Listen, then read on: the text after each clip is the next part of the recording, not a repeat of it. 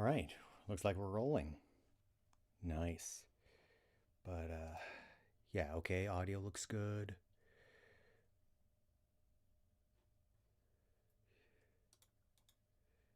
What if I delete this filter? Or this thing, come on, it's gotta be remove. I guess that's as good. Yes, get rid of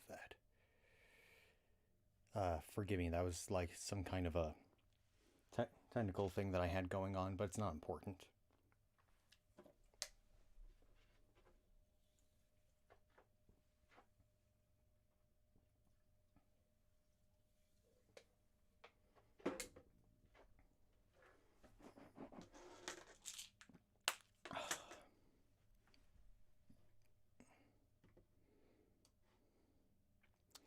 Okay, so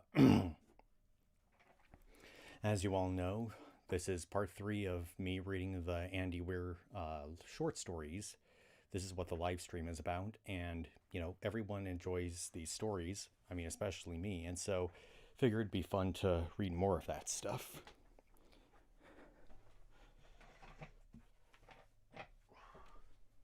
Hang on a sec.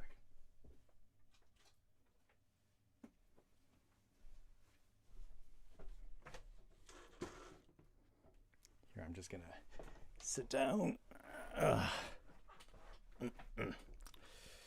Lower the camera, or pan the camera, pardon me. You should probably reorientate it. Okay, so. But how does it keep moving there? Okay, there we go. Yeah, this feels good. I hope you all feel the same. Sometimes I have those like hindsight moments when I have these live streams. Sometimes I think it's going to work out one way, but in reality, it works out another way. So I think that's kind of what's going on right here, because I wasn't sure if I was going to stand or sit for this whole thing, but I figured while we're just chillaxing and waiting for some other people to show up, I'd sit down for the moment. Oh, and I thought I should update you all on a few things. As some of you may know, I have a new camera. I'm going to use this to film video with, but the lens that I ordered from Amazon is it didn't work out well for me because when the camera itself is at arm's length, you could only really see my face. You couldn't really see like anything from the torso up. So I need a different kind of lens that could accomplish that, so that it captures everything on screen, or everything in front of the lens. So that's going to take another like 4 to 5 days to show up the lens, and it kind of annoys me because I really want to get started on a game 2 page. Like, I have some other things that I want to film for it, and I've been reading more of Minecraft the Island. Plus, I've been listening to the audiobook versions. Yes, I said versions because there's two different versions of Minecraft the Island. One is narrated by Jack Black, and one is narrated by Samira Wiley. So I've been taking notes while reading, and hopefully it'll all come together. I want to make the reviews and like my thoughts on the books, fun, interesting, and entertaining. And it's amazing, like the kinds of things that a person has to do in order to accomplish that.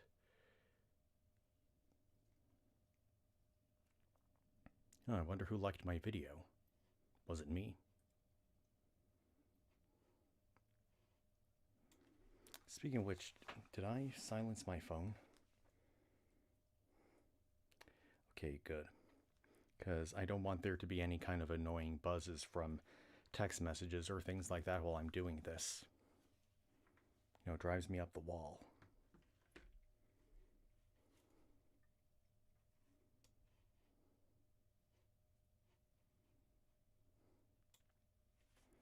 I should probably put on some more chapstick. My lips feel really dry.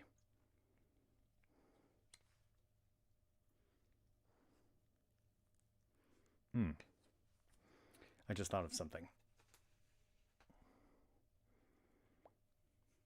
Something I forgot to tell everyone was that. Oh, hey, Sam Kirby.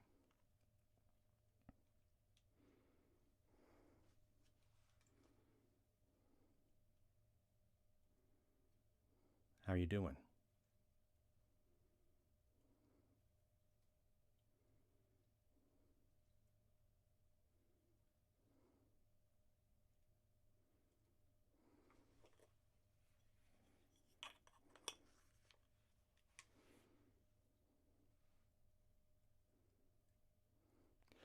Pretty good, pretty good.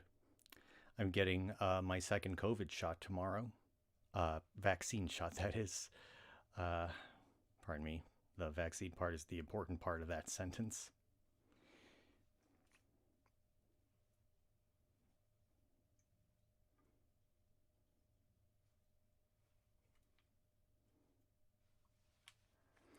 And I was just talking about my new camera right here. How I'm waiting for a new lens to come in because the one I had wasn't able to capture me at arm's length. And when I film, the camera needs to be way too far away for me to get everything on screen, you know, myself and all the necessary books and games. Yeah, so I got the kind of camera that you need to change lenses with. And I didn't know this until recently, but this is what the sensor inside of a camera looks like. Here, let me just. Oh, there it is. Right there. It's like a little bit of, like, you know, very sensitive glass. That's where the images get captured. But it needs to stay well protected so that it doesn't get scratched or get any smudges, because then that would pretty much ruin stuff. One of the cool things about this camera is that it can film in 60p, or like 60 frames per second. And when you see this stuff filmed in 60 frames per second with the right kind of lens, it looks unbelievably beautiful, like crystal clear. It has like some of the clearest video quality I've ever had, quite frankly.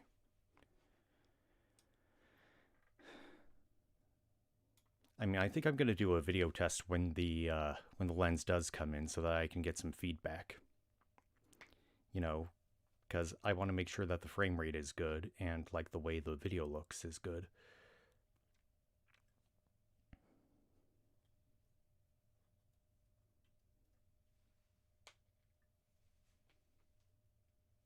Like, hey everyone, this is me testing out 24p with the GH4. This is me testing out 30p with the GH4, and this is me testing out 60p with the GH4. And this is me testing out 96p with the GH4. And yeah, it can go up to 96. That's basically used for slow motion. The only downside with 96p is that no audio is recorded. But again, it's used for slow-mo stuff, so it doesn't really matter all that much.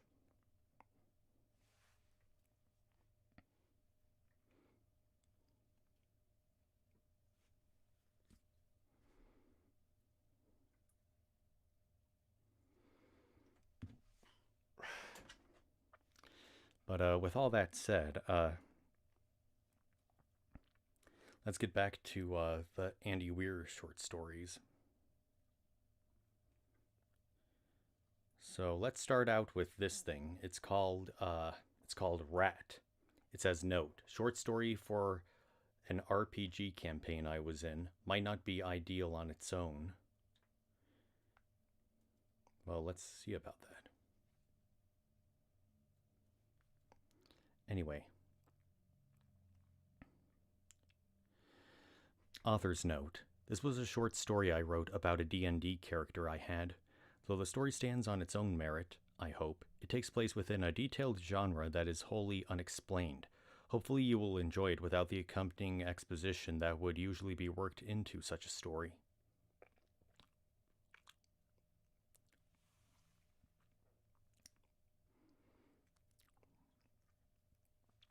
Anyway, Perrin and his company after fierce negotiations with the armorers, finally left the armor shop. The disdainful Lilwyd Lilwyd had ordered the finely crafted buckler he had long sought.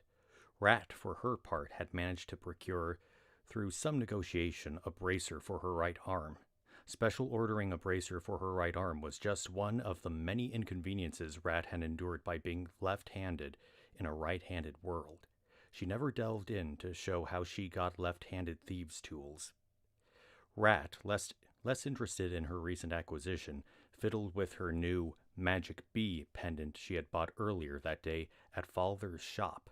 She could not immediately come up with a use for a small clockwork bee that followed verbal instructions, but that was not the point. Fiddling with the bee reminded her of her ceramic magic frog. Falvar had given it to her in advance for some sort of duty he wanted her to perform tomorrow. She knew not what that would entail, but rested comfortably in the knowledge that whatever it was, she could always refuse and give the frog back. "Know what we need?" King blurted out in his raspy voice to whoever cared to listen. Responded Perrin absently. "Whores and some booze. We've earned it." "You're disgusting," Rat proclaimed. King shrugged. "I'm a man firm in my convictions. I need some whores. I think I'll get 3. "Ugh," Rat groaned. "I bet you couldn't even handle 1. "Hey, that only happened once, and I was pretty tired." Rat stared at him for a moment. "That was a lot more than I needed to know." King bit his lip. I didn't mean to say that part out loud." He shook it off. "Why don't you ever get a man? You probably could. Well, maybe. Yeah, probably. Okay, I'll do you for a noble." Rat made a disgusted sound. "You're making me sick." Okay. Half a noble." "I wouldn't sleep with—" Rat stopped. "No, I'm not having this conversation with you. Just no." King shrugged. "You don't know what you're missing. There's a reason they call me the King." Perrin and Lilwyd had fallen back to let the two argue in peace. "I must say," said Lilwyd, "we don't need your bardly skills to entertain us when those two are around." Perrin nodded. "Yes, I'm composing an ode to spiteful bickering, and they're both mentioned by name in it." Lilwyd snickered. King was really starting to get Rat's dander up, a feat only he seemed to be able to do. And you know what? You'd probably look good if you were wearing, nothing." Rat fingered her dagger for a moment. "Don't you have whores to hire or old men to con or something?" King shrugged. "This is more fun. I'm just trying to help, you know. You never have any fun. You're so picky. I mean, who would you sleep with?" "Rat," came a voice from behind them. They all turned to see a man wearing merchant's robes. His clasp identified him as an apprentice merchant. He was young, perhaps in his 20th year. His brown hair hung low, partially over one eye in a rakish sort of way. He was average height, but his bearing marked a confidence and self-assuredness little seen in a man of his age. He wore a half-smile, and his friendly eyes conveyed a genuinely pleasant outlook on the world. Underneath the robes, as they blew slightly in the wind, the perceptive observer could see finely crafted leather armor and a stylish black hide belt. Rat's face was a mask of astonishment, her deep dark eyes wider than any of her new compatriots had ever seen them. "Glawin?" A lot can happen in a year and a half, especially in Tordenal.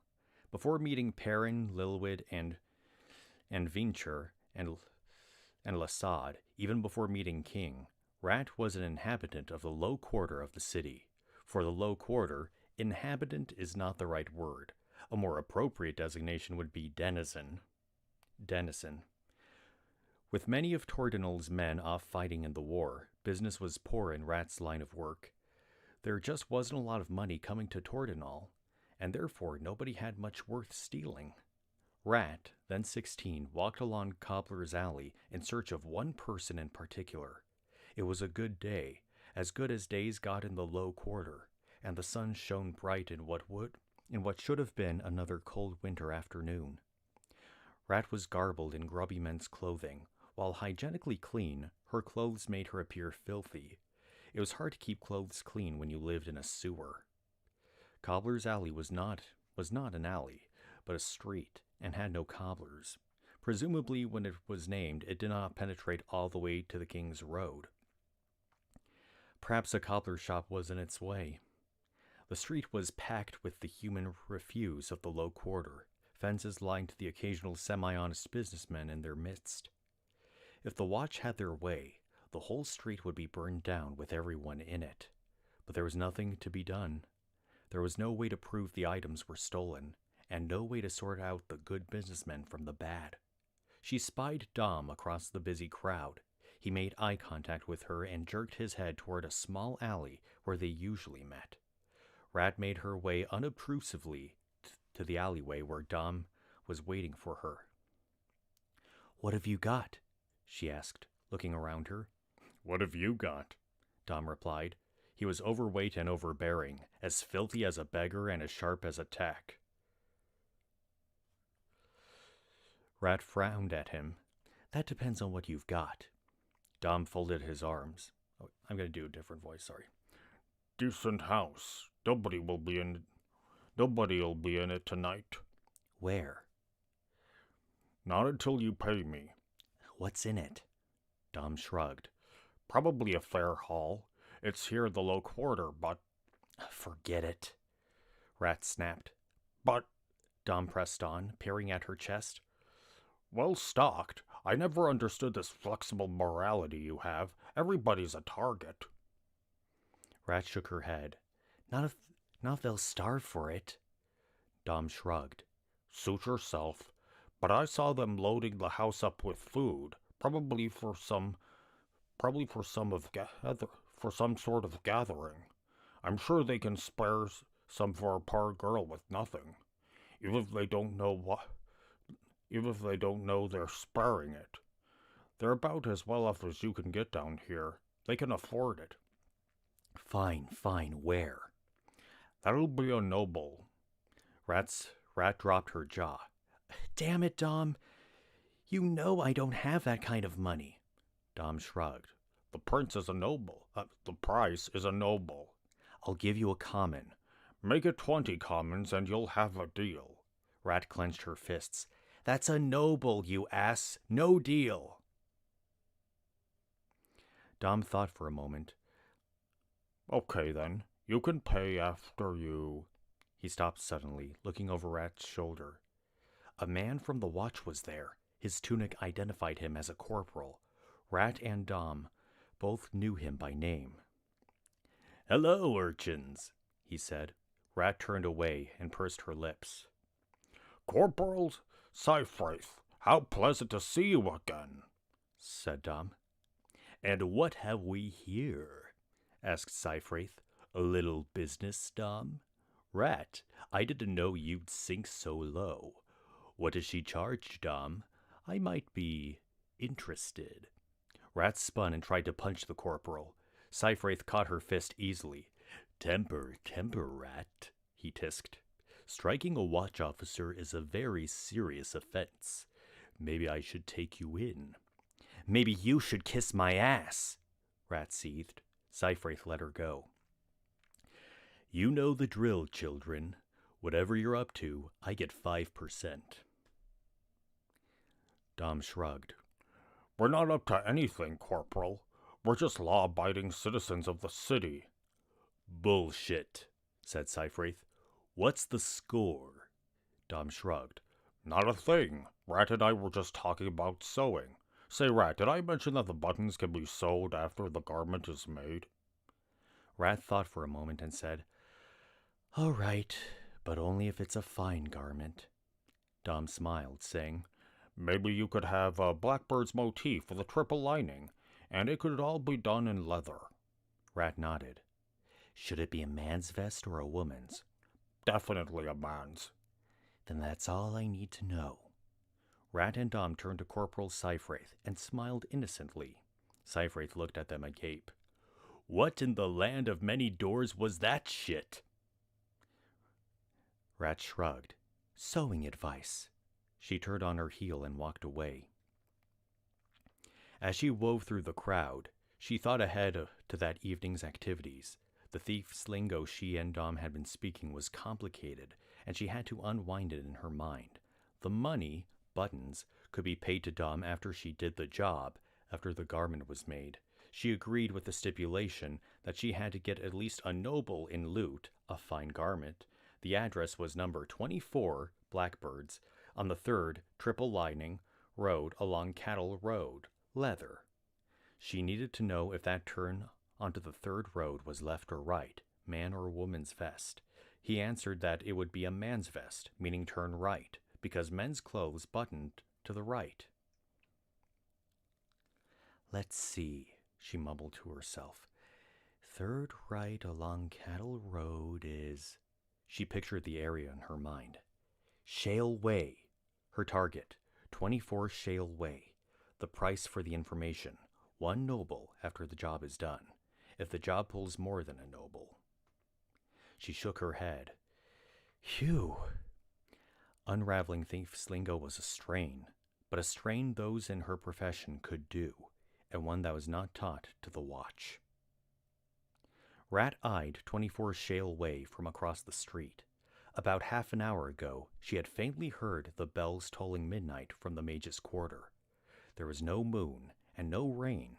It was a bit cold in the winter air, but otherwise it was perfect for her to ply her trade.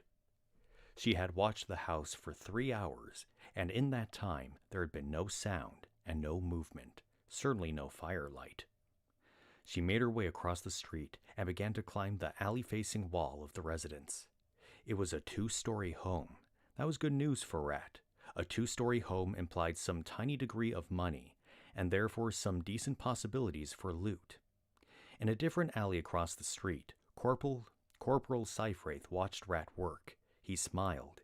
He had followed her around all day to catch the score. He knew those two degenerates were talking about sewing, but had to follow Rat to find out what the plan was. If he couldn't get a cut of the action, at least he could bolster his image in the watch by catching a burglary in the process. A burglary in progress. Rat scaled the wall with practiced ease and selected a suitable window for her entry. She opened it silently and slipped in. She stood silently for a moment, letting her eyes adjust to the darkness. While there was very little light outside, there was the occasional window with firelight and the stars to constrict her pupils. Without moving, she got a feel for the room. The murky shape suggested a bed, night table, and dresser. Rat had long ago learned not to fuss with dressers. All the good stuff was generally in the front room or kitchen. Silverware, for instance. She spied what suggested with its shape to be a doorway and padded across the room toward it. There are many things that can send a thief into panic. The sound of the front door, or worse, an internal door opening could do it. The growl of a dog can be a lethal warning. The hiss of a cat can awaken even the most sturdy sleepers. What Rat experienced was much worse, because none of those things held a candle to the heart-stopping shock of having a hand grab your wrist in a supposedly empty room. Rat made an unintelligible gasping noise and fell to the floor more from shock than anything else. The hand held with a vice-like grip. The owner's other hand was busy with an oil lamp on the nightstand. Soon, the room was full of light, and Rat met Glawin for the first time. Glawin, clad in a knee-length sleep shirt, was muscular, to be sure, but the strength he exhibited holding on to Rat's squirming wrist was uncanny, even for a man in as good a shape as he. Hold on, I need to check something.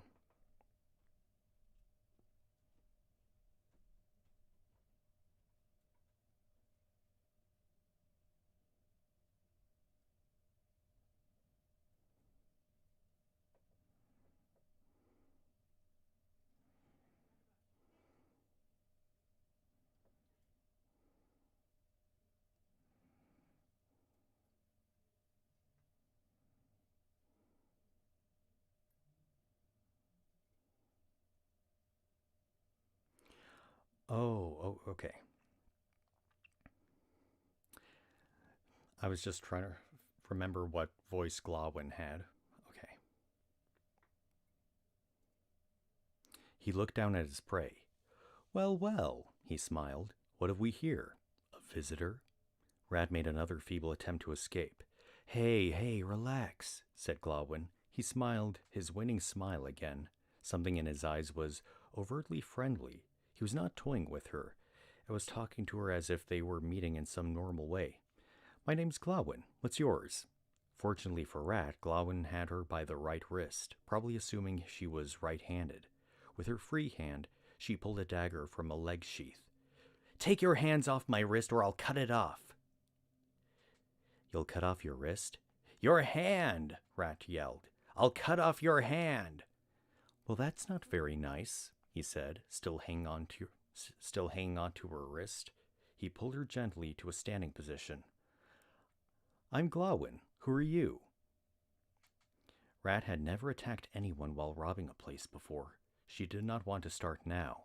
Still, she held the dagger up menacingly. Let me go! Glawin smiled again. Are you a present from Father? Rat was taken aback. What? Father always says I need experience with women. I say I can wait until I marry. What do you think? Rat turned red. You think I'm a whore? Well, Ugh! His sentence was cut off by Rat's dagger pressing to his throat. Rat fumed, shaking with anger, am not a whore. Okay, rasped Glawin. Not a whore. Got it. My mistake. Sorry. Nice knife. Let me go, Rat demanded. This time her lethal threat truly genuine. Glawin sensed the danger of the situation and released her wrist. She kept her knife against his throat, using her newly freed hand to hold the back of his neck. So, said Glawin conversationally, his head tilted up away from the dagger. What brings you here? Rat looked left and right. I'm robbing you. Well, isn't that nice, said Glawin. What are you looking for? Anything I can sell or eat. You know, you're really quite attractive. Would you like to have a date sometime? Rat stammered for a moment. Shut up! Perhaps dinner, a walk? Downstairs, the front door slammed open. Rat shuddered with surprise. Could you maybe keep still while you're holding that knife against me? That kinda hurt. Shh! She hissed. She heard stomping footfalls coming up the stairs. Before she could formulate a plan, Corporal Seifraith loomed in the doorway. The jig is up, Rat. Let's go. Rat looked around wildly. She would not be able to get to the window without Seifraith catching her. She took the knife away from Glawin's throat and held it out, ready for a fight. Seifraith laughed out loud. Ha ha ha ha! If that's the way you want it, little girl. He drew his sword. What's the meaning of this? Demanded Glawin. Constable, explain yourself. He had a firmly disapproving glare in his eyes. Seifraith looked shocked. She's robbing your house.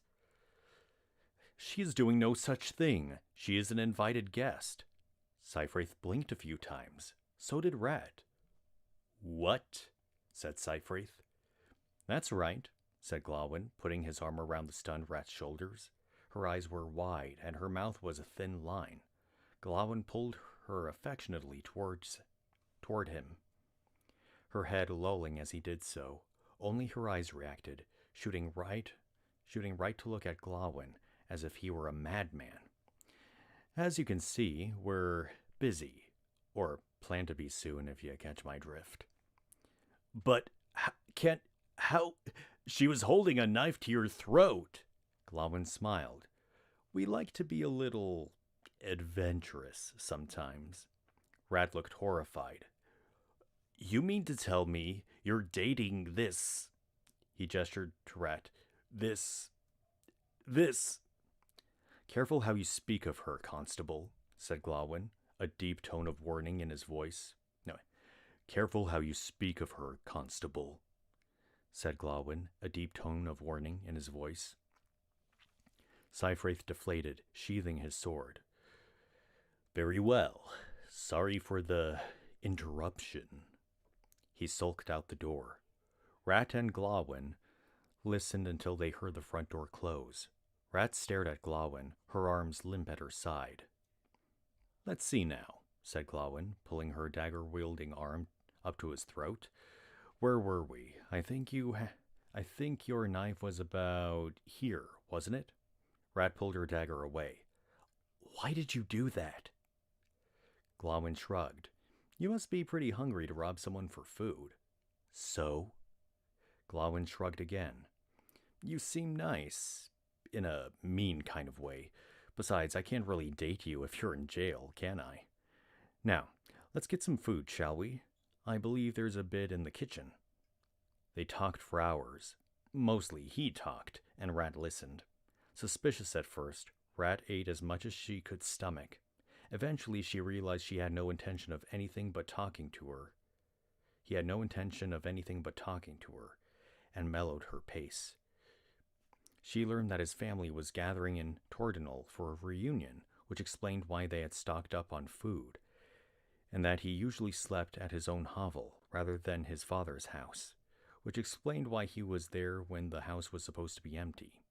His parents had traveled to Macefelin to join various family members coming in from afar. The reunion happened only once every 5 years. This year was to be a bit of a letdown because many of the men were off at a war with the orcs. The war had taken its toll on every class of life equally. Glawin tended to talk to fill the silence, and Rat was not willing to offer much to the conversation. But she had to admit to herself that he was an interesting, if a little unusual, man.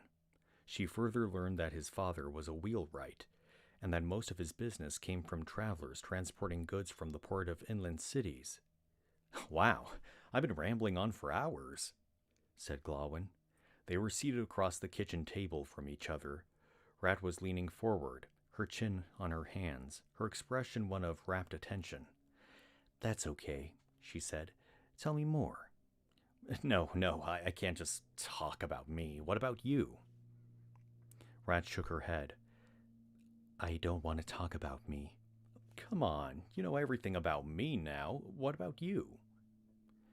Rat looked out the window to see dawn breaking over the city. I should go. I need to get home before my brother wakes up. See, I didn't even know you had a brother. Now you do, said Rat, standing and stretching her legs. Glawin watched appreciatively, standing as well. Will I see you again? Maybe you could drop by and, I don't know, rob the place again? I think I'll pass, said Rat. There are some things around the house you could get good money for, you know. No thanks, said Rat, heading toward the front door. Glawin ran ahead of her, blocking her path. At least meet me again, anywhere, any time of your choosing. Rat deliberated internally. I don't know. Come on, said Glawin, smiling his can't say no to this smile. Rat rolled her eyes. All right. She could scarcely believe she had said it. Months passed, and summer was upon the land. Rat woke up in Glawin's arms. They lay together in his tiny run-down hovel in the low quarter. He was already awake. Good morning, he said, kissing her forehead. She said. How long have you been awake? I don't know. About an hour. Why didn't you wake me up? He shrugged. I like watching you sleep. Rat looked out the window. I've got to. I know, said Glawin as Rat got out of bed and gathered up her clothes. You have to get home before your little brother Tulfrin wakes up. Right. Why don't we just go over to your place tonight? I don't even know where it is. Rat pulled her pants on. That's the way I want it, she said. You'll sleep with me, but you won't tell me where you live? Rat pulled her shirt over her head. As long as As long as nobody knows where I live, nobody can rob it, and Talfrin is safe. You're so worried about his safety, why do you stay here at night? Rat scowled at him. Do you know anything about raising kids? No, I just... Then shut up. He's safe at home because nobody even knows my place exists. He knows not to leave at night if I'm not there. I can only work at night, so I have to leave him to sleep alone. Don't pester me about that. I feel bad enough as it is. I wouldn't tell anyone where you live, I promise. Why can't we just stay there? Rat finished getting dressed and walked to the bed, playfully grabbing Glawin's chin. She gave him a quick peck on the lips and said, Because it's a one-room place, and I don't want to have sex when my brother's in the room. That's a damn good reason, said Glawin. Will I see you tonight? Rat shrugged. Working. Why don't you just let me give you some... No! But I have a little saved up from... No! I don't have much, but if I can help you... No! Look, Glawin said, with a little more force than necessary. I don't have a lot of money, but I have a few nobles, and I want to help. It'd be a lot easier for you not to have to steal food. What is the problem? I told you, Rat sighed with exasperation of a person who has had the same conversation too many times. You can have me or give me things, but not both. For as long as we're betting together, you can't give me anything. No food, no help, no jobs, no subtle ways of helping behind the scenes, and absolutely no money. Glawin shook his head. Just trying to help. I love you, you know. Rat blushed, looking down. I know, she said quietly. Glawin reclined in bed. Can you come by after work? Rat shot him a sultry glance. Yes. Excellent. Rat walked out into the morning air. She hummed tunelessly as she made her way down the King's Road toward her home. She was in a good mood. Her brother was healthy for a change. She had made a decent score a few nights ago, and another one was planned for tonight.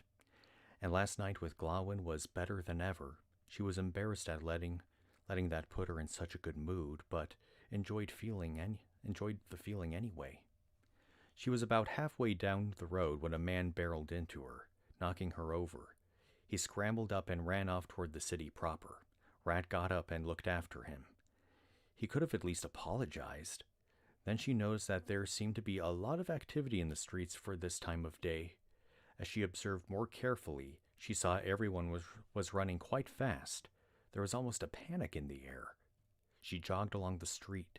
She didn't know of any need to run, but the sheer urgency in the air got her adrenaline pumping. She stopped a passer-by. The man was clearly in a hurry and seemed pained that Rat had grabbed his arm. What's going on? Rat demanded. The man did a double-take and stared at her. You mean you don't know? Rat shook her head. The armies of evil are coming. Tordenol is going to be under attack. They've already crested Torden Hill. They'll be here in under an hour. Rat let his arm go, and the man ran off. Shit, she said. She looked back at the direction of Glawin's hovel, then forward in the direction of her own place. After quick deliberation, she ran full speed toward her place. In the chaos, Rat ran down street after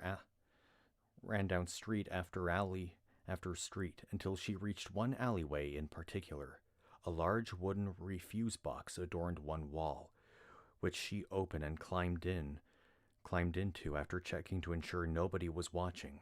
Once inside, she tripped a secret lever and the bottom opened up, dropping her into a sewer tunnel. She ran along the tunnel until she reached her secret home. One of the sluice entrances, long since inoperative, was 20 feet wide and 40 feet long as it ramped down toward the main tunnel. Rat had long ago bricked off both sides of the ramp to make a home for herself.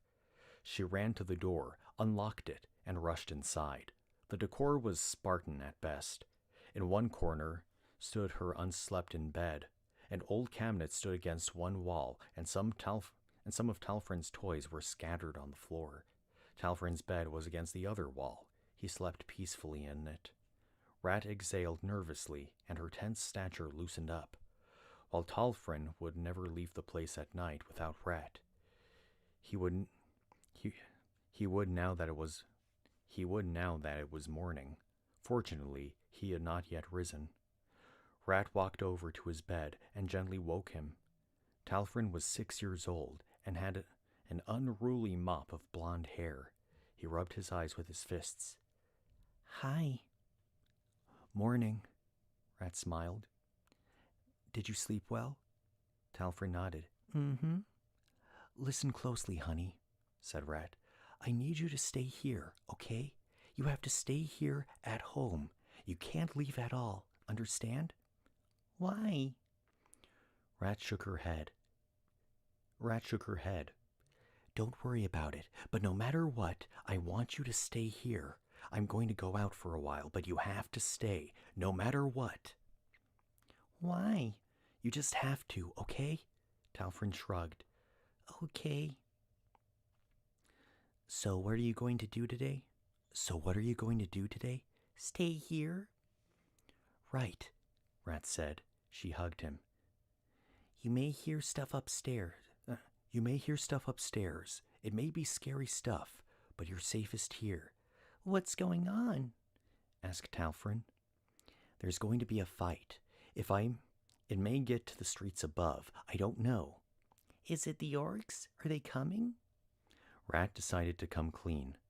There was no hiding this from Talfrin. "Yes, honey, the orcs are coming, but they won't be able to find you down here, and I'll keep you safe." Talfrin started to cry. "Orcs eat people."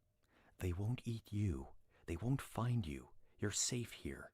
She crossed to the cabinet, opening a secret drawer. She pulled out a bag and emptied its contents into her hand. 7 nobles, her entire fortune. "What if they do find me?" Talfrin asked from his bed. I'll kill them. Orcs are tough." "I'm tougher," said Rat with resolve. "Don't worry, just stay here. I'll be back soon." "Where are you going?" "To get us some food and stuff. We may have to hide out here for a while." "I'm scared." "Don't be. I'll be back soon." Rat left Talfrin there, locking the door as she left. Talfrin gathered up his blanket around himself and shivered, tears still streaming down his cheeks.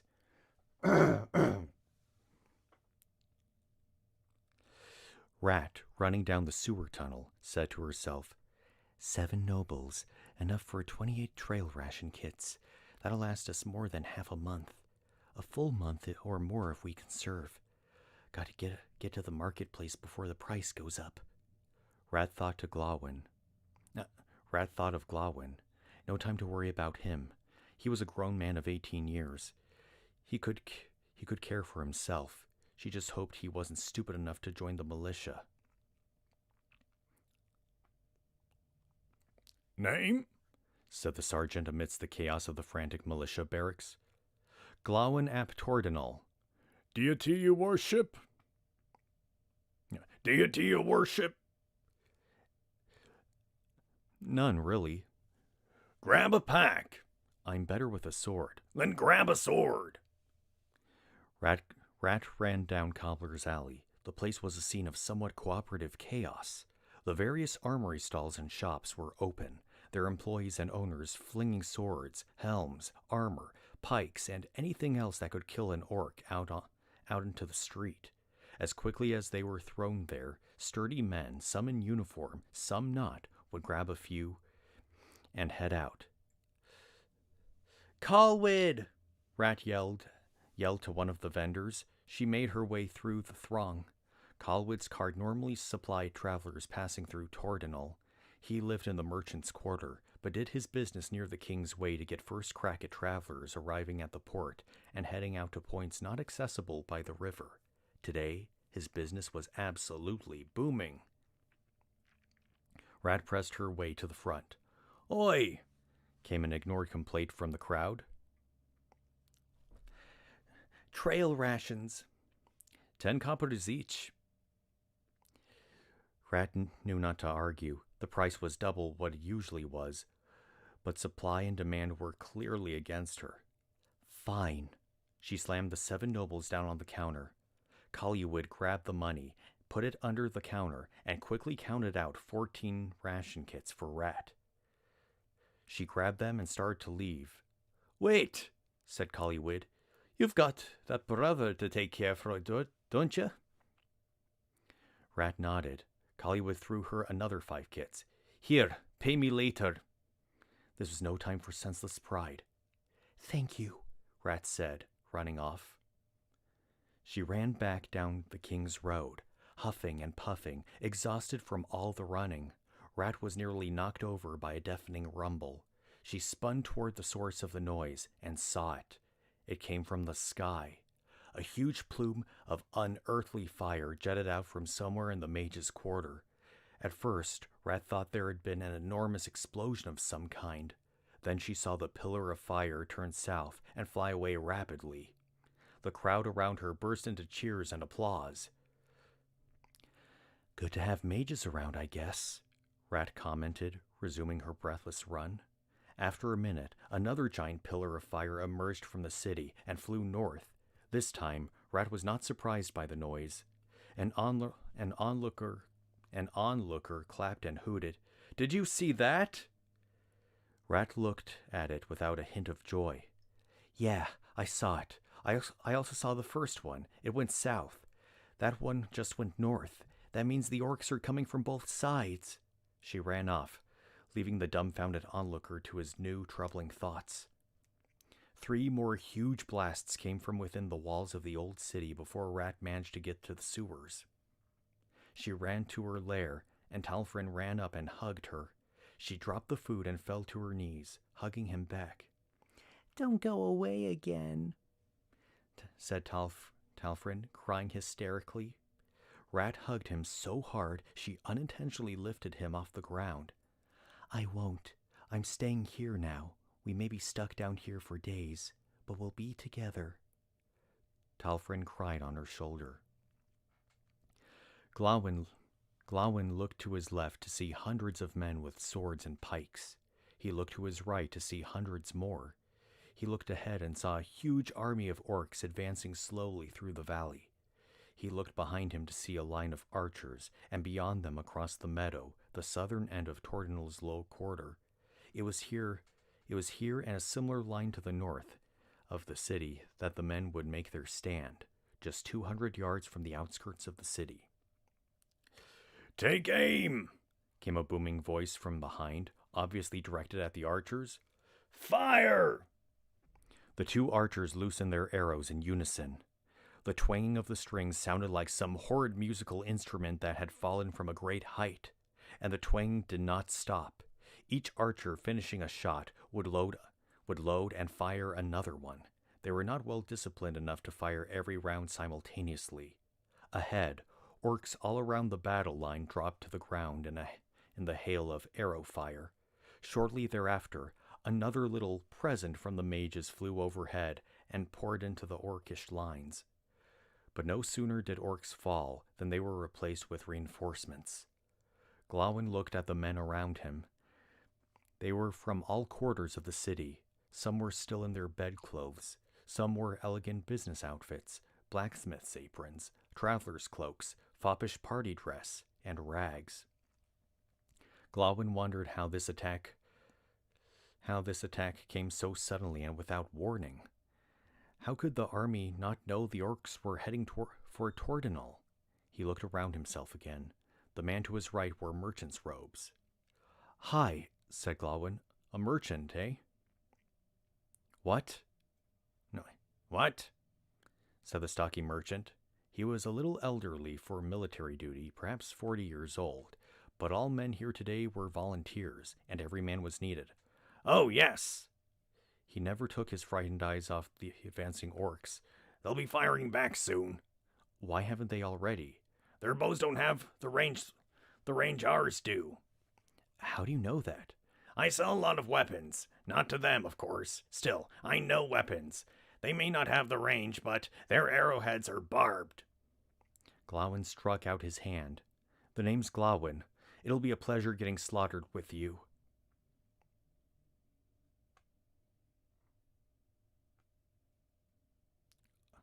Oh, wait, hold on. Let me check.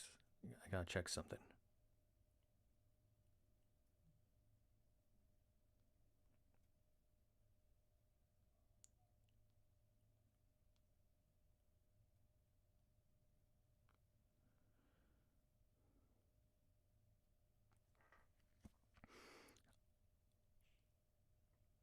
Hold on, something is really confusing me right here.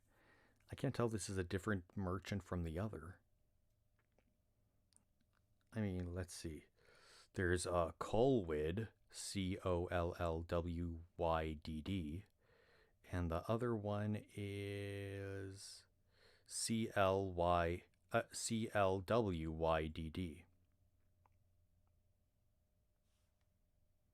Gotta check something again.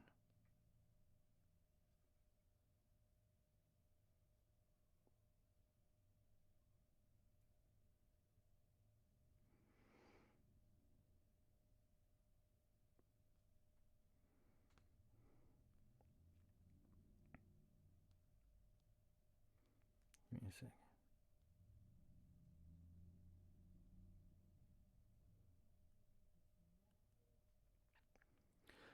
I'm just gonna treat it like a different character.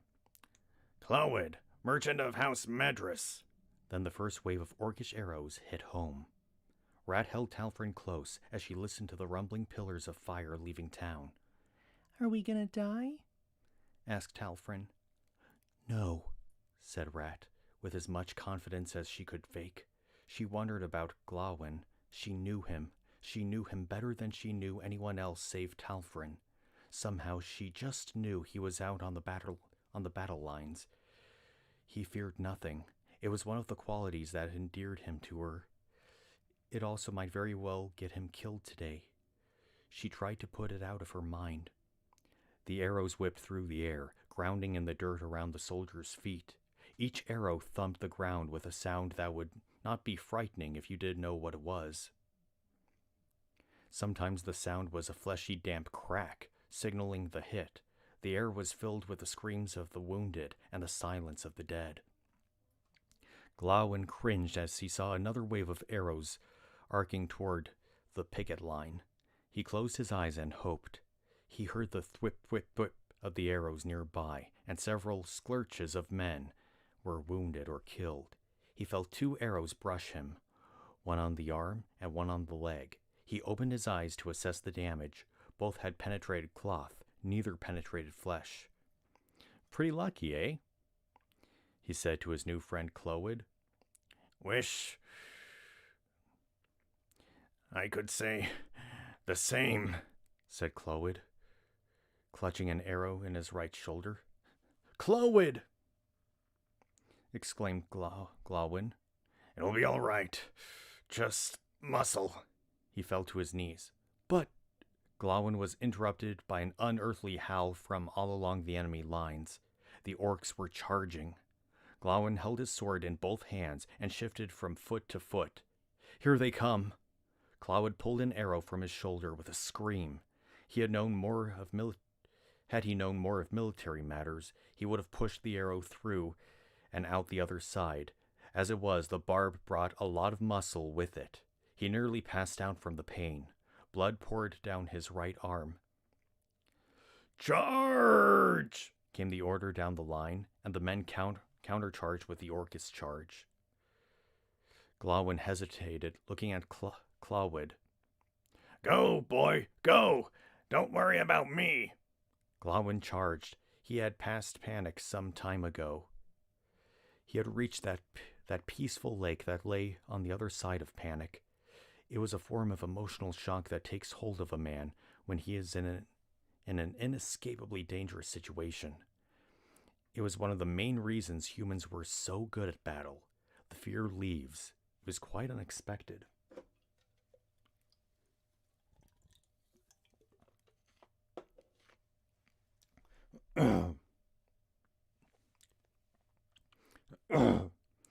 What the orcs had been working in their favor was an unquenchable appetite for evil and a bloodlust that no human could understand.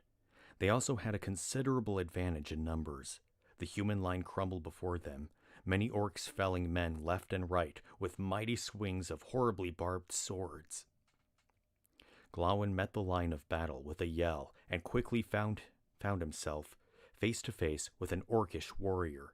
Glawin fell, half by tripping, half on purpose, and avoided a mighty blow from the orc. The off-balanced adversary was caught off guard by his prey dropping out of sight. He nearly toppled. Glawin took advantage of this and ran him through. The orc's dead body fell atop Glawin, pinning him to the ground. Glawin could only look around him at the carnage that ensued. The men were getting cut to pieces. The orcish onslaught barely slowed down. If he didn't move soon, he would be in orcish country because orcish country was advancing past him at a steady run. He wriggled and squirmed to get out from under the hulking body. It took him quite a while. Once successful, he adroitly dodged blows from passing orcs and ran with them to get back to his own line. Those that noticed were so surprised they barely got time to swing before Glawin passed them by. He was always an excellent runner. He reached the skirmish line, where the orcs had their first major trouble. Those men that did not charge stayed behind with their pikes and tried to hold their ground. Many of the orcs simply impaled themselves on the pikes, because while being bloodthirsty warriors, orcs weren't especially good tacticians. Glawin leapt across the retreating line and scrambled forward. He felt momentarily safe, and was even considering looking for a pike to help hold the line, when the orcs overran that too. The men were in full disorganized retreat. He broke into a full run. He was well ahead of the orcs now. He glanced left and right to take in his situation, and came skidding to a halt in the bloody, muddied battlefield when he saw Clywyd laying on the ground amongst several dead bodies. Clywyd writhed in pain. "Clywyd, you've got to get out of here!" Clywyd pointed to a gash on his leg. "Got that at the skirmish line after you left. I can't walk. You better go, son." Glawin bent down and pulled Clywyd to his feet, supporting him on his bad side. No sense in getting us both killed, boy.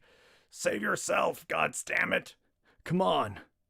Clywyd grunted disapproval and hobbled forward with Glawin's help.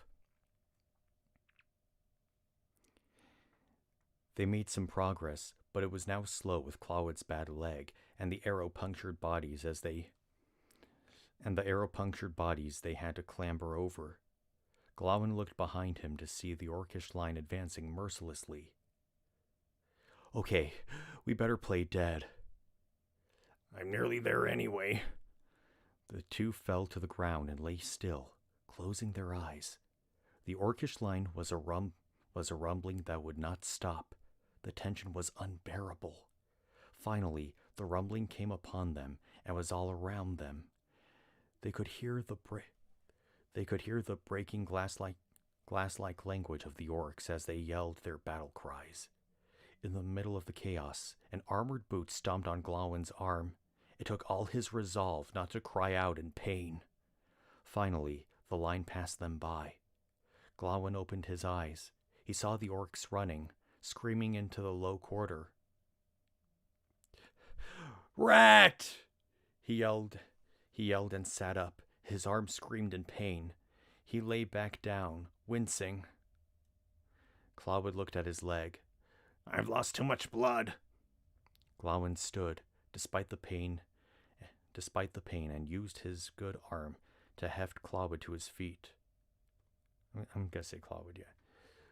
"Come on, we can get into town through the east gate.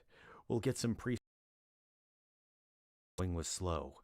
At first, they were alone on the sea of dead men, the battle having moved on to the streets of the low quarter. Then, bit by bit, a line of hobbling, limping, wounded formed and headed toward the east gate. By noon, Glawin and Clywyd were through the gate, along with countless other wounded. They collapsed on the ground where numerous priests of Kriana and other gods and goddesses milled around, healing those who could be helped. Many used magic, but most used bandages and compresses. Their magic is exhausted for the day. Some priests prayed desperately to rejuvenate their magic, though they knew it was unlikely. Rat heard a crashing shudder from above, though she did not know what it was. She suspected it was the boulder from an orcish catapult landing above her. Dust and brick fragments crumbled from the ceiling as Rat covered Talfrin's body with her own. She got a few scrapes and bruises, but was otherwise none the worse for wear. Talfrin, unhurt, was petrified. Rat looked at the cracked and crumbling ceiling. "This place could cave in any minute." "What?" asked Talfrin. "We have to go, now." Rat hurriedly grabbed up her trail ration kits and took Talfrin by the hand. "Come on. You said we'd be safe here," Talfrin cried. "We are," Rat lied. "We'll just be safer somewhere else. Come on." She led Talfrin out of the lair and into the sewers. She did not know a lot about cave-ins or sewer integrity, but she did know she didn't want to be in them if they collapsed. "We're going topside," she declared. "Come on, to the secret door." "But the orcs are up there." "I don't think so. Not if they're lobbing catapult rounds at us." "What?" "It means they're not here yet." She pulled Talfrin through the sewers until she reached her secret exit. They both emerged from the box to see a sight of devastation. The building over their home had been demolished by the catapult round. People were pulling bodies out of the wreckage. "Let's go," said Rat. "Don't let go of my hand, not even for a second." "Okay. Where are we going?" "Good question," Rat replied. "Go home. All right with you?" Talfrin nodded. They waited an hour, taking in their surroundings. Often soldiers would run past the mouth of the alley. Sometimes they would see wounded straggling back. All the while they heard the relentless catapult fire hitting the city proper, and the mages in the city returning fire, literally. It became clear to Rat that the catapult shot, which hit the building over her lair, was a freak miss. Rat and Talfrin went back to the lair to discover it's still in one piece. She put Talfrin on his bed. "All right, we'll be okay now. Even if the orcs win, we'll be okay. Got it?" Talfrin nodded. Shortly after Glawin and Clywed, I'm going to say Clywed, yeah, had collapsed on the ground where the wounded were accumulating, a priest had come by. And bound its leg and arm. Okay.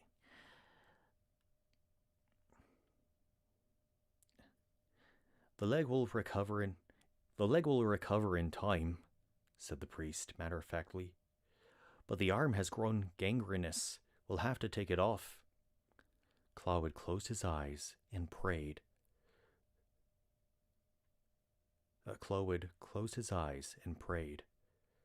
Glawin hung his head low, feeling bad for his new friend, and feeling worse for his shameful relief that it was not him losing an arm. That night, Talfrin slept in Rat's bed, too scared to be more than a few inches from her. And so ended the first day of the Siege of Tordinal.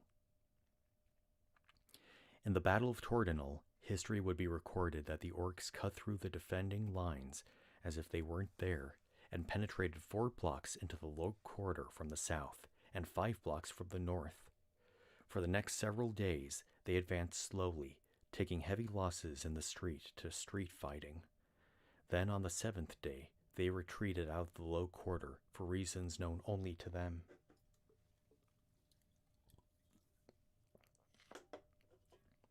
They set up defensive lines several hundred yards outside the city, encircling it, and blockading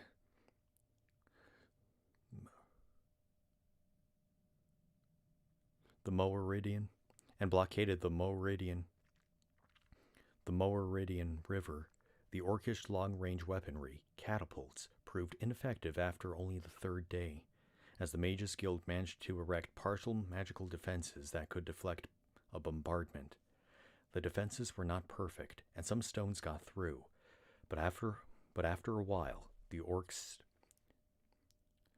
stopped even trying. Thus, the siege of Tordenol began. Talfrin and Rat walked down the dirty streets of the low quarter. A dead man was seated against one of the buildings. Talfrin walked up to the body. "Hey, Rat. Dead guy." Rat looked over. "I know. Come on." "Shouldn't we see if he has food?" Rat shook her head. "Look at him, Talfrin. He's starved to death. Starved men don't have food. You should know that by now." "Okay," said Talfrin, returning to his sister. "He ate people anyway." "What?" "He ate people. All the time. Sometimes he killed them first, instead of waiting for them to die." "What makes you say that? Did you know him?" Talfrin shook his head. "He ate people, though." "What an imagination you have." "Where are we going?" asked Talfrin. "Hunting," said Rat, patting her crossbow. "Wharf or sewer?" "You pick," she said. Talfrin thought long and hard, embellishing to extremes his thoughtful pose. "Wharf." "Good choice," said Rat. "Let's go." "Let's go." In the 5 months since the siege began, the city had starved horribly. Oddly, it worked out that the rich starved and the poor survived. While the rich were used to simply buying food, the poor knew how to steal, grow, and catch it. Also, the low quarter was infested with vermin, which served as a decent food supply. And the low quarter lay against the river, where people could fish. The supply lines to the city had been cut. The occasional blockade runner would get through the river from time to time and bring much-needed food, but it was nowhere near enough for the shrinking population of the city. Fishing could not happen on a scale to feed the city, as any boats that set out from the protection of the wharf were generally attacked by the blockade. But anyone with some string and a hook could try their luck at the river. Rat let Talfrin pick the location because she knew he would pick the wharf. He always did. She had no intention of going to the sewer right now. There had been no new outbreak of disease lately, and that meant the number of bodies laying around town was down significantly. When that was the case, there tended to be a lot of people in the sewers hunting rats. Those same people were the ones who usually ate the dead bodies. So Rat had no desire to meet up with them. The wharf was an all-around better place to be. Rat never fished. There was too much competition anyway. Once they reached the crowded wharf, Rat readied her crossbow and pulled out a special bolt she had made herself. A thin string tied securely through a hole in the back of the bolt led to a coil of rope she pulled off her belt. She handed the rope to Talfrin. "Remember," she began. "I know," said Talfrin, annoyed. "Don't let my fingers get caught up. You tell me that every time." She tousled his hair. "That's because I don't want a 9-fingered brother." "But you have a 1-armed uncle," Talfrin responded. Rat snickered. Uncle Clowid isn't my uncle. He's yours. And he's not really your uncle. He's just a close friend." Talfrin shrugged. "Okay." Rat looked up. The sky was alive with seagulls. This was a food venue Rat was surprised that more people didn't capitalize on. Of course, she had made some modifications to things to ensure that it worked. Maybe others had not been so clever. The siege killed people every day, with no access to outside the city.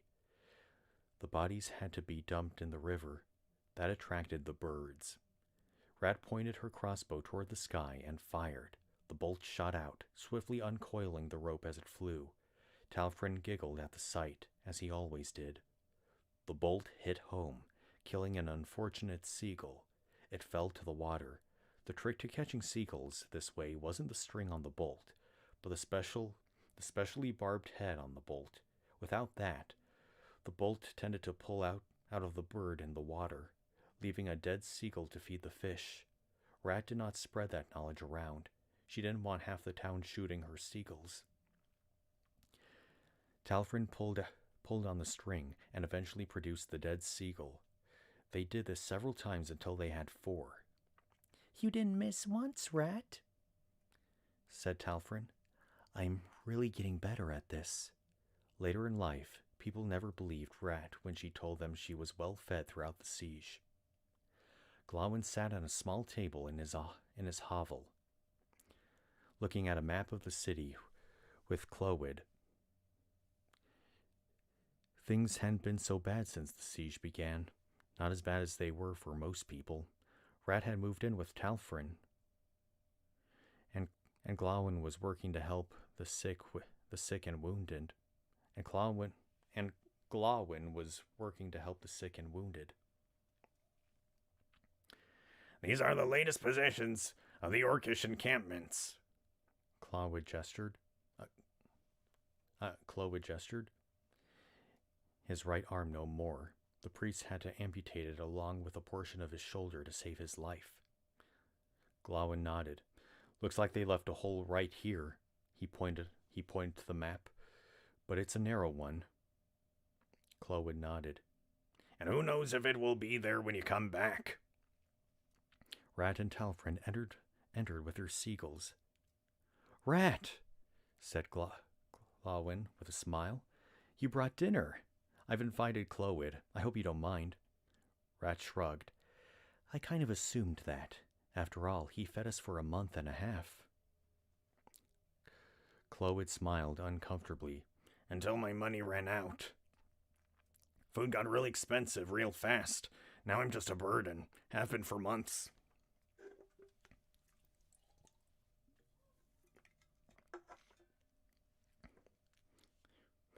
Rat waved him off. We owe you. Talfrin ran up to Glawin. Glawin, we got 4 birds, and Rat didn't miss once. Glawin hunched down to Talfrin, his eyes wide with mock astonishment. Amazing! Your sister sure can shoot. Yeah, and we saw a dead guy. Wow, a dead guy? Yeah, he starved. Well, of course. Rat came over, seeing the map on the table. She narrowed her eyes. Not again. Glawin stood nervously. Now, I know you don't like it when I... Don't like it? I hate it. You'll get yourself killed. Don't like it? I hate it. You'll get yourself killed.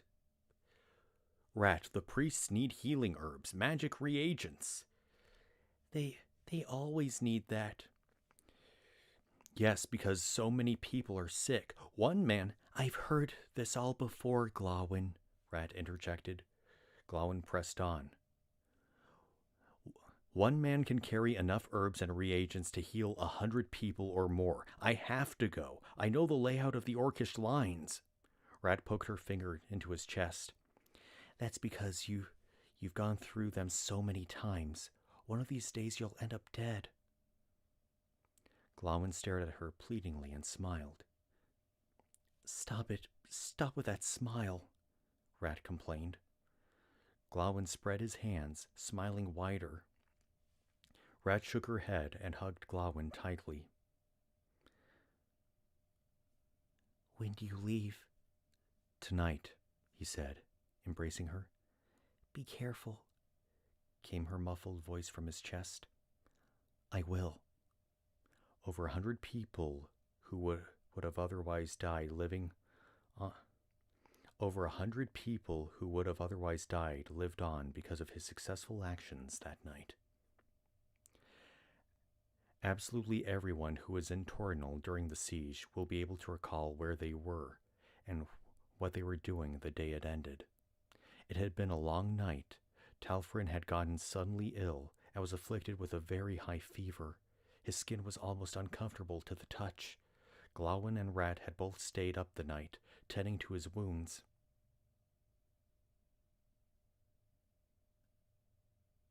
Hold on, I'm just checking something. He had been completely delirious, yelling nonsense. The poor boy was obviously out of his head. Nearly at dawn, he howled louder than Rat or Glawin thought possible for a 6-year-old boy to yell, then fell silent. His fever broke, and he fell asleep. Rat stayed up the rest of the night, worrying about him and checking on him constantly, but he showed no other symptoms of any sickness. Rat was sleepily leaning on the table in the hovel when she heard the words she would never forget. "The siege is over! The siege is over!" Madness was one of the many unpleasant symptoms of starvation. Rat had come to expect just about anything yelled from the street. Still, she opened the door to take a look. Outside was not a madman, but a town crier, in uniform, running down the street. "The siege is over! Spread the word! The orcs are dispersing! Messengers are already on their way, requesting food! The siege is over! The siege is over!" Talfrin trudged to Rat from the bedroom. What's happening? Rat put her hand on her mouth, and tears of joy started to well up in her eyes. She turned excitedly to Talfrin. The siege is over, honey. Yay! Said Talfrin, not really understanding the magnitude of it all. Rat picked him up and held him with one arm, walking out into the street where an impromptu celebration was underway. She didn't even try to stifle her tears. Now. She didn't know why, and she didn't care. At that time, nobody knew that the war was over. They didn't know that soldiers had penetrated the lair of the great demon Balzadar and slain him, ending it in one swift action. All they knew for sure was that the orcs were leaving. Slowly but surely, they were leaving. Glawin ran down the street. "Rat! Talfrin!" He waved exuberantly. Glawin, you heard! He ran up to her and kissed her deeply and passionately. He barely had time to put Talfrin down first. Ich, said Talfrin. "I came as soon as I heard," he grinned. "Can you believe it? 6 months of hell, and it just ends all of a sudden." I know. Rat laughed. The siege was over. The siege was over. Within a week, wagon loads of food entered the city to wild cheers and adulation of the populace. There was no charge for the food. The king of Kinsith paid the bill. The food was doled out to everyone who needed it. Talfrin, time to get up, said Rat, nudging him. It's a big day today. Uncle Glawin is getting formally apprenticed to Uncle Clowid today. It's a big day for him. Up, up. The many doors cannot hold all that is evil from wrecking its way, said Talfrin. What? Get up. Talfrin sat up in bed. He was sweating all over. He turned to Rat and looked at her with no recognition. You have a troubled soul, he said. Rat put her hand on his forehead. You're running another fever. Lay back down. I'll get some medicine. He stayed upright in the bed. I am under the beyond. Rat bit her lip. He had had many fevers in his sickly life, but he had never gotten this delirious. Lay back, honey. She gently pushed him down onto the bed. He did not resist her. Days later, he was still sick. He was having trouble holding down solids. Any change? Asked Glawin, wearing his new apprentice merchant robes and a concerned expression. Rat dabbled Talfrin's forehead with a wet cloth. No, none. I've tried everything. I'm going to start saving up for some magical treatment. Well, that tears it, said Glawin. I'm not going to Serenad. What? You have to. It's Clowid's first convoy since the siege. He needs you. He'll have to get another apprentice. He can't load and unload a wagon with one arm. He'll have a commitment to his new apprentice. He won't be able to dump him when you're ready. I misread it. Sorry. He can live without me. I'm staying here. He'll have to get another apprentice. He can't load and unload a wagon with one arm. He'll have a commitment to his new apprentice. He won't be able to dump him when you're ready to go back, and he can't afford 2 apprentices. That's fine. No, I refuse. You're not changing my mind on this, said Glawin. I may never love that kid as much as you do, but I do love him. I'm staying. It means giving up your commitment. It means giving up your commitments, your job, your way out of the low quarter. Glawin pursed his lips. So what? So what? So what? You're insane. This is your ticket out. I don't want out. I want to stay and help. There's nothing you can do. Then I can support you and Talfrin. Rat got dangerously quiet, then spoke. I don't know what's wrong with him. Her voice cracked. And I'm really, really worried about it. But there's no sense in you throwing your life away. Be logical. There's nothing you can do. No. Damn it. You're so goddamn stubborn. Maybe I am, but I'm not going away when the closest thing I've ever had to a son is sick. Rat thought a moment. All right, she said quietly. Go tell him then. Tell who what? Tell Clowid. His convoy leaves next week. You can't just leave him hanging. Glawin thought for a moment. Right. I'll be back within an hour. Then we'll take Talfrin to another doctor. Maybe we'll find one who knows what to do. All right, said Rat, expressionless. A tear worked its way down her cheek. Be back in an hour, said Glawin, heading out the front door. It took over 20 minutes for Glawin to get to the merchant's quarter and Clowid's office. He stormed in. Clowid. Clowid! Clowid appeared from his private office. He held a piece of paper, and his expression was that of deep concern. Come on in, Glawin. Come on in, Glawin, he said quietly. Glawin walked into the private office and sat down. I can't stay long. I want you to know that you've been really good to me. You've more than made up for whatever happened in the Battle of Tordenal. We're square, see, and... What is it? Clowid's face was so downcast, Glawin had to stop the speech he had rehearsed all the way to the office. Clowid sighed deeply and handed Glawin the paper. A little street kid gave this to me. One from Rat's old neighborhood, I think. Glawin took the paper and read it. Give me a second.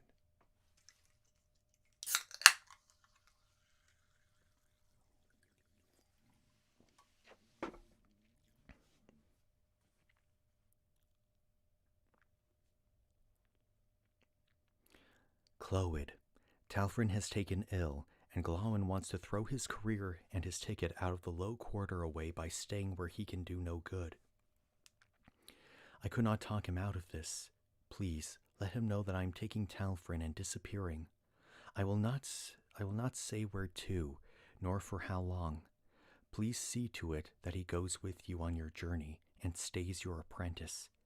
Tell him he will not find me, that I have much, much more experience hiding out than he could ever dream of having. He will undoubtedly look for me anyway. Give him as much leeway as you can while he fails to find me, and keep his job open as long as you can.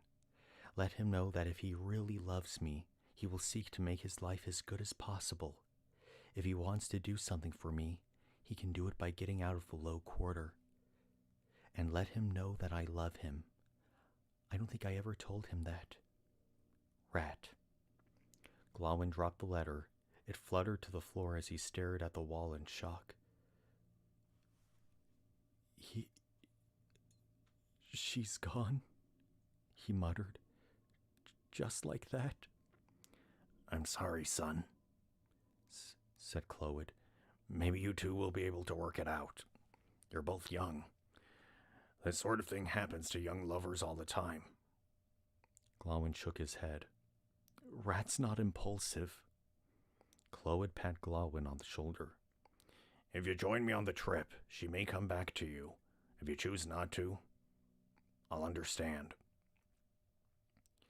Glawin put his head in his hands. Oh, gods. Oh, and we're going to a flash forward now.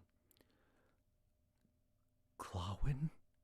Said Rat, her surprise so obvious as to even be evident to King, Perrin, and Loid looked at Glawin with interest. You two know each other? Asked King. You could say that, said Rat. Glawin smiled. Yeah, you could say that. And that's the end of Rat. I don't know about you, but I want to hear more.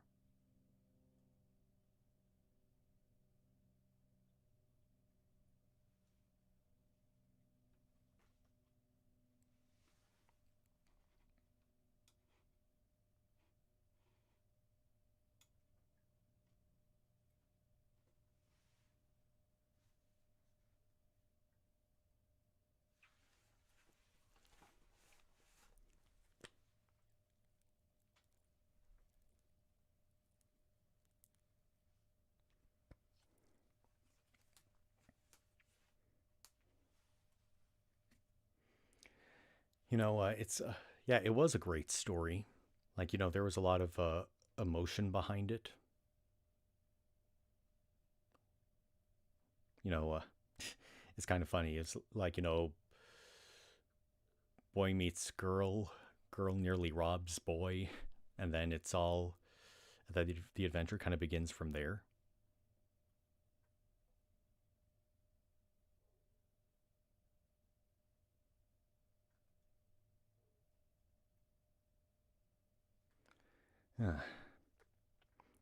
I think I should look deeper into this, like, short story. Let's see, Rat. Yeah, it's just plain old Rat.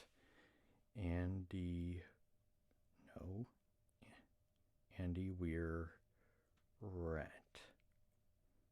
That sounds weird out of context, doesn't it?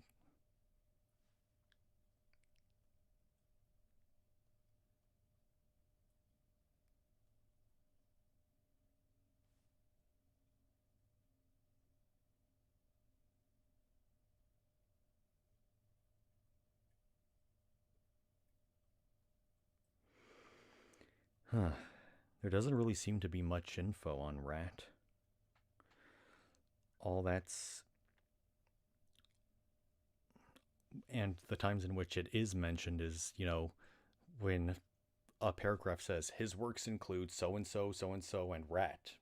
Rat is one of those things, the examples that they bring up.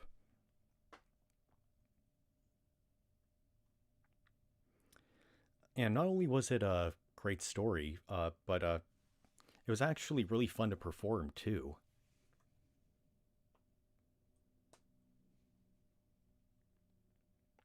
I always enjoyed when I get to play multiple characters in a story like that.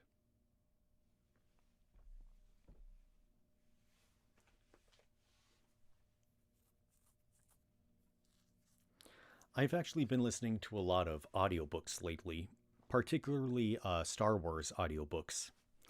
The one I'm listening to right now is Thrawn by Timothy Zahn. It's narrated by voiceover artist Mark Thompson, and he does all these, he voices all the characters, and he's able to give them each a distinct voice, and it's really cool. So that kind of, inspires me in a way to, perform all these different characters. And not sure if I've said this before, but a common misconception is that, the more voices you can do, the better a voice actor you are, which isn't the case at all whatsoever. What matters is that you're a good actor. So it's you need to find a right balance between like making a distinct voice for a character while pulling off a believable performance.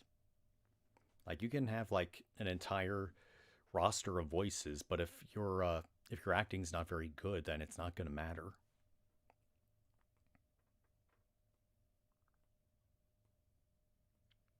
Not gonna lie, doing Chloe's voice was kind of killing me.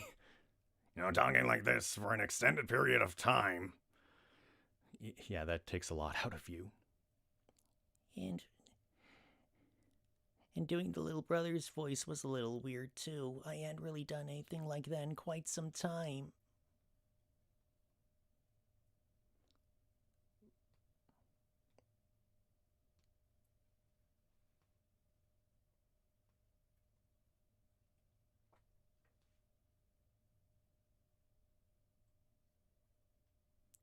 I actually rewatched this little making of video that featured Martin Landau.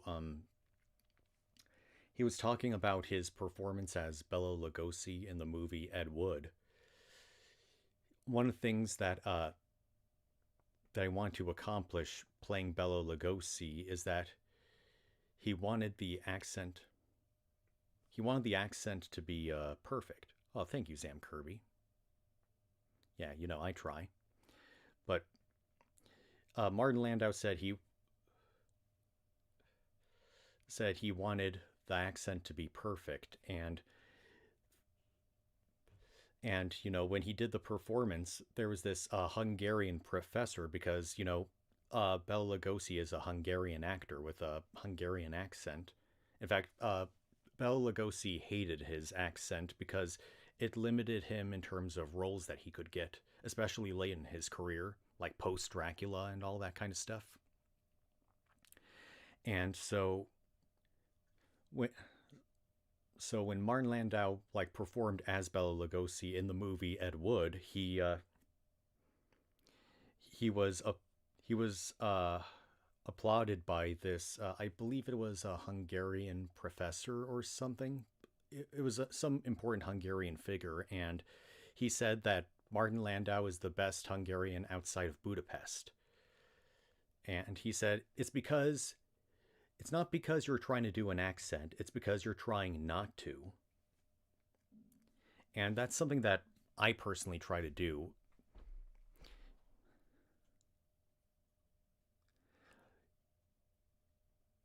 Like sometimes when I put myself in an accent for a long time, I have to really try to get back into my normal my normal American accent. I mean, people have often mistaken me for someone who lives outside of America. I think it's mostly because I speak clearly and I have a very extensive vocabulary as well.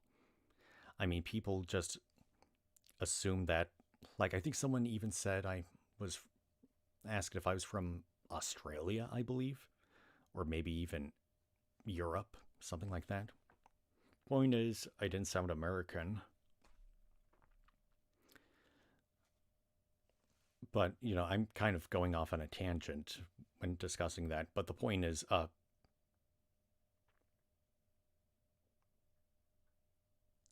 guess you could say it's less like I'm trying to do an accent and more like I'm trying not to do my actual accent.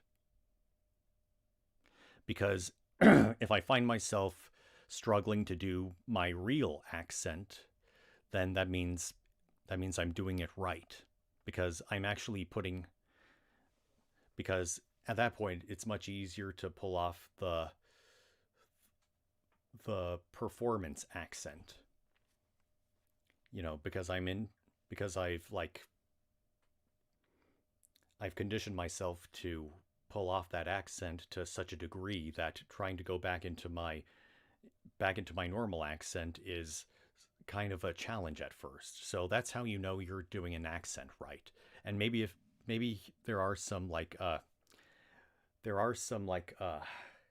mistakes here and there in terms of performing the accent, but as long as you're a good actor, that's all that matters. Like, you know, anyone watching this, I challenge them to, I challenge them to like try to do an accent. Like it can be Midwestern, it could be British, it could be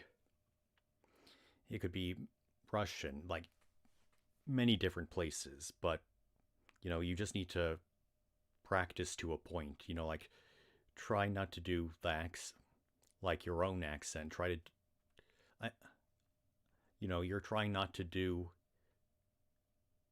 yeah, you're trying not to. I not really sure if I'm making any sense.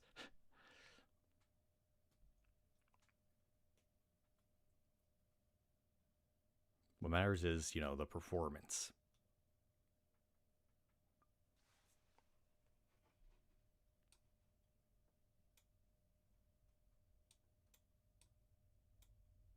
I mean, there have been times when I've listened to the voice of a character and I think to myself, oh, that voice doesn't really match all that well.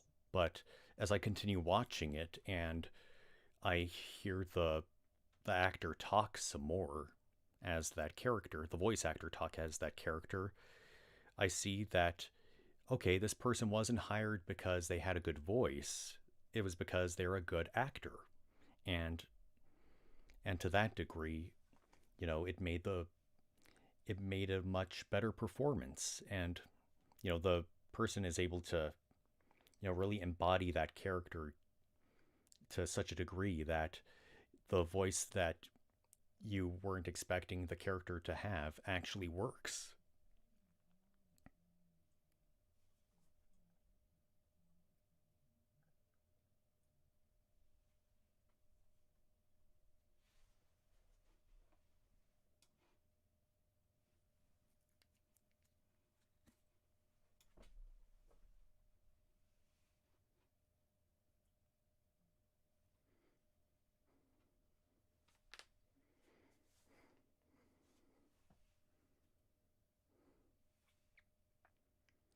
But yeah,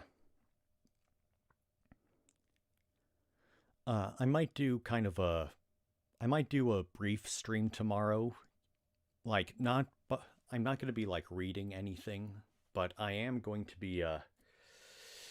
Normally, I do that kind of stuff. These like chats because it's a special occasion, and provided I'm feeling well, after receiving the shot, I figured, getting your second dose of the COVID vaccine, I'd say that's a cause for a celebration. You know, that kind of constitutes a good reason to have the live stream. Oh, and remember, tomorrow is daylight savings, so I think the clocks go forward 1 hour, I believe.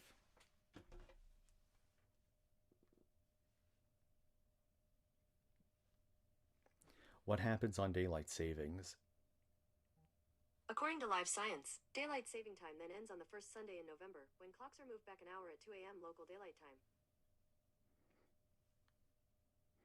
Oh yeah, in 2021, DST daylight savings time begins on March 14th and ends on November 7th in the U.S.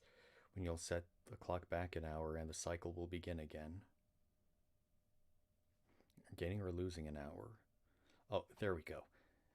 Today, most Americans spring forward, turn clocks ahead, and lose 1 hour on the second Sunday in March and fall back. Okay, so we're going to lose an hour. So you're going to be winding the clocks back. So like, let's say for Sunday today, it wouldn't be 5:43 right now. It would be 4:43 right now.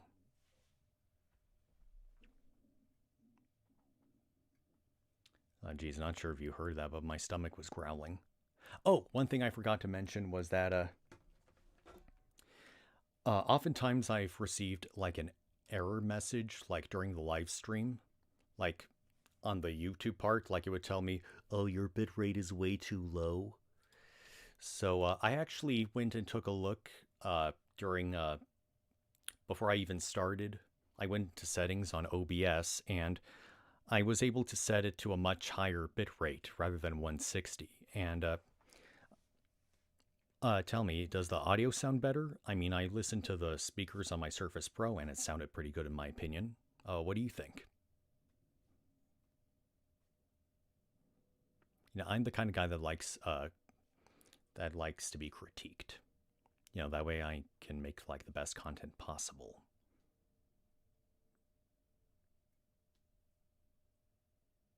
Oh, cool. Well, as long as it's not worse, I'm all up for that.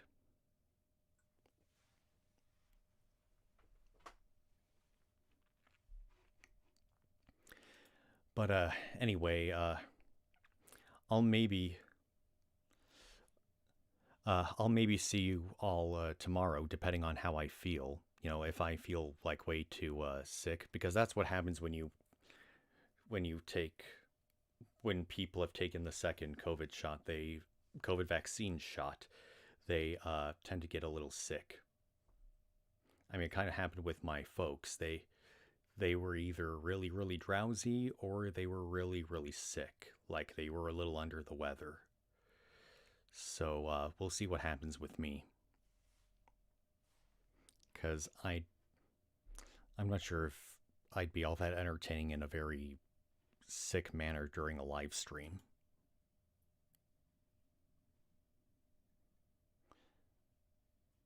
But anyway, thank you all for watching this live stream. I hope you all enjoyed yourself, and I'll see you later, okay?